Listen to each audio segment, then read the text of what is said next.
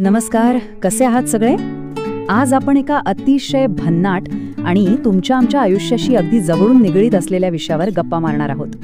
Simon squib यांचं व्हॉट्स your dream हे पुस्तक तुम्ही ऐकून असालच. आज आपण ह्याच पुस्तकातील काही जबरदस्त तत्वांचं अगदी सोप्या भाषेत विश्लेषण करणार आहोत.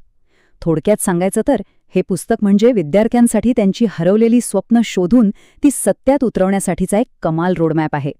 चला तर मग या भारी प्रवासाला सुरुवात करूया. सगळ्यात आधी एक क्षणभर थांबा आणि स्वतःलाच एक प्रश्न विचारून पहा. आपलं खऱ्या आयुष्यातलं स्वप्न नक्की काय आहे? आठवा बरं, लहान असताना आपण किती वेगवेगळी स्वप्न पाहायचो नाही का? डोळ्यांसमोर नेहमीच काहीतरी मोठं ध्येय असायचं. पण होतं काय, जसं आपण मोठे होतो, परीक्षांचं टेन्शन आणि जगाच्या अपेक्षांच्या ओझ्याखाली ती बालपणीची आवड कुठेतरी हरवून जाते. आपण नुसते एका रेसमध्ये पळत सुटतो. पण आज आपल्याला तीच हरवलेली ओळख पुन्हा शोधायची आहे. हा विचार खरंच खूप शांतपणे डोक्यात घेण्यासारखा आहे. जर आपल्याला आयुष्यात नक्की काय हवंय हेच माहीत नसेल, तर आपण नकळतपणे दुसऱ्या कुणाचं तरी आयुष्य जगत असतो. आयुष्यात कोणतंही क्लिअर टार्गेट नसेल तर एक विद्यार्थी म्हणून आपण फक्त गर्दीच्या मागे धावत राहतो आणि त्या नादात आपली स्वतःची खरी ओळख पूर्णपणे विसरून जातो. तर आपला पहिला टप्पा आहे हरवलेल्या स्वप्नांची ओळख. आता हे हरवलेलं स्वप्न शोधायचं कसं? यासाठी थोडं स्वतःच्या आत डोकावून पाहणं गरजेचं आहे. तुमच्या बालपणीच्या आवडीनिवडी आठवा. असं कोणतं काम आहे जे करताना तुम्हाला वेळेचं भानच राहत नाही? लेखकाच्या मते आपलं स्वप्न एकदम क्लिअर कट असलं पाहिजे आणि ते एका वाक्यात सांगता आलं पाहिजे. जसं की मला एक यशस्वी इंजिनियर व्हायचंय किंवा मला संशोधक व्हायचंय.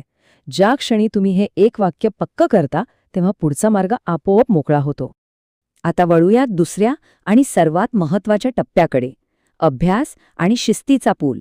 बघा, नुसतं स्वप्न बघून भागत नाही, ते साध्य करण्यासाठी परफेक्ट प्लॅनिंग आणि रोजच्या कष्टांची जोड लागतेच.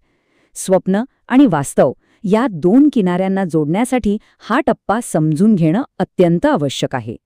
यशाची ही काही मोजकी पण अतिशय महत्त्वाची कोर तत्वे आहेत. पहिली गोष्ट, ध्येयाची स्पष्टता. त्यानंतर येते तुमची रोजची शिस्त, सतत काहीतरी नवीन शिकण्याची भूक आणि सगळ्यात महत्त्वाचं म्हणजे प्रत्यक्ष ॲक्शन घेणं. ह्या पायाभूत गोष्टींशिवाय कोणतंही मोठं ध्येय गाठणं अशक्यच आहे. पुस्तकात ही गोष्ट अतिशय भारी मांडली आहे. शिस्त हा असा पूल आहे जो तुमच्या स्वप्नांना थेट वास्तवाशी जोडतो. आता विद्यार्थी दशेत शिस्त म्हणजे नक्की काय हो? तर रोज न चुकता अभ्यास करणं आणि नवनवीन गोष्टी शिकत राहणं. हा अभ्यासाचा पूलच आपल्याला आपल्या ध्येयापर्यंत, त्या यशाच्या शिखरापर्यंत सुरक्षितपणे घेऊन जातो. आता ही संख्या पहा, 365. गणिताच्या भाषेत सांगायचं तर सातत्यामध्ये किती ताकद असते हे यावरून समजतं. लेखकाने एक खूप भारी उदाहरण दिलंय. जर तुम्ही रोज फक्त 1 तास एखाद्या विषयाचा अभ्यास केलात तर एका वर्षात तुम्ही त्या विषयाला तब्बल 365 तास देता. कोणत्याही विषयात मास्टरी मिळवण्यासाठी एवढा वेळ नक्कीच पुरेसा आहे. म्हणूनच रोज थोडा का होईना पण न चुकता अभ्यास करत राहणं गरजेचं आहे. कृती हीच खरी जादू आहे. हा विचार खरोखर अंगावर काटा आणणार आहे. नुसतं विचार करून किंवा मोठे मोठे टाइमटेबल बनवून काहीही बदलत नाही. जोपर्यंत तुम्ही प्रत्यक्ष पुस्तक उघडून अभ्यासाला बसत नाही, ते पहिलं पाऊल उचलत नाही, तोपर्यंत प्रगती शून्य असते. पण एकदा का तुम्ही सुरुवात केलीत की रस्ते आणि संधी आपोआप दिसायला लागतात. ट्रॅकवर राहण्यासाठी लेखकाने एक रोजचं आत्मपरीक्षण सुचवलं आहे. रोज रात्री झोपण्यापूर्वी स्वतःला हे 3 साधे पण कडक प्रश्न विचारा. पहिला, आज मी माझ्या स्वप्नाच्या दिशेने काही काम केले का? दुसरा, मी जे करायला हवं तेच करतोय ना? आणि तिसरा, मी माझा वेळ योग्य ठिकाणी वापरतोय का? हे प्रश्न तुम्हाला भरकटण्यापासून वाचवतात आणि तुमची दिशा क्लिअर ठेवतात. आता आपण तिसऱ्या विभागाकडे आलो आहोत, भीतीवर मात करून आत्मविश्वास बांधणे. स्वाभाविक आहे, जेव्हा आपण मोठी स्वप्न पाहतो तेव्हा मनात मी नापास झालो तर किंवा लोक काय म्हणतील ही भीती येतेच. पण ह्या भीतीला धैर्याने कसं सामोरं जायचं ते बघूया. इथे एक खूपच भारी कॉन्सेप्ट सांगितली आहे. भीतीला तुमचा शत्रू मानू नका, तिला तुमचा मित्र बनवा. भीतीला दूर पळवण्याऐवजी तिचा एक सोबती म्हणून स्वीकार करा आणि ती सोबत असतानाही पुढचं पाऊल टाकत राहा. जेव्हा तुम्ही भीतीचा सामना करून पुढे जाता तेव्हाच खऱ्या अर्थाने तुमचा आत्मविश्वास वाढतो आणि तुम्ही आतून स्ट्रॉंग बनता. लक्षात ठेवा, सुरुवातीच्या काळात लोक तुमच्या स्वप्नांवर शंका घेतील, कदाचित हसतील सुद्धा, पण त्या सुरुवातीच्या टीकाकारांकडे साफ दुर्लक्ष करा. तुमच्या कष्टांना आणि तुमच्या रिझल्टला बोलू द्या. जेव्हा तुम्ही सातत्याने अभ्यास करून भारी यश मिळवता, तेव्हा तुमच्यावर टीका करणारे हेच लोक तुमच्यासाठी टाळ्या वाजवतात. त्यामुळे टीकेला घाबरू नका, तिला तुमची ताकद बनवा. आता वळूया चौथ्या विभागाकडे, सकारात्मक लोकांच्या संगतीचं महत्त्व. पुस्तकातलं हे 8वं तत्त्व विद्यार्थ्यांसाठी अक्षरशः गेम चेंजर आहे. तुमची संगत, तुमचे मित्र हे तुमची एनर्जी आणि तुमची मानसिकता घडवण्यात खूप मोठी भूमिका बजावतात. नकारात्मक लोकांच्या संगतीत राहिल्याने आपला आत्मविश्वास आणि आपली ऊर्जा हळूहळू संपत जाते. याउलट पॉझिटिव्ह लोकांची साथ आपल्याला सतत चार्ज ठेवते. ते तुम्हाला प्रोत्साहन देतात आणि कठीण काळात तू करू शकतोस हा मानसिक आधार देतात. त्यामुळे मित्र निवडताना नेहमी चोखंदळ असा. लेखकाने एका बॅलन्स्ड लाईफची म्हणजे संतुलित जीवनाची खूप सुंदर संकल्पना मांडली आहे. आयुष्याचे 3 भाग: शिकणे, काम करणे आणि इतरांना मदत करणे. जेव्हा तुमचं यश दुसऱ्या कुणाच्या तरी कामी येतं, जेव्हा तुम्ही तुमच्या ज्ञानाचा उपयोग इतरांना मदत करण्यासाठी करता, तेव्हाच खरं समाधान मिळतं. फक्त स्वतःपुरतं पाहिलेलं यश कधीच पूर्ण नसतं. आपण आता या विश्लेषणाच्या अंतिम टप्प्यात आलो आहोत. यशाचा प्रवास आणि सातत्य.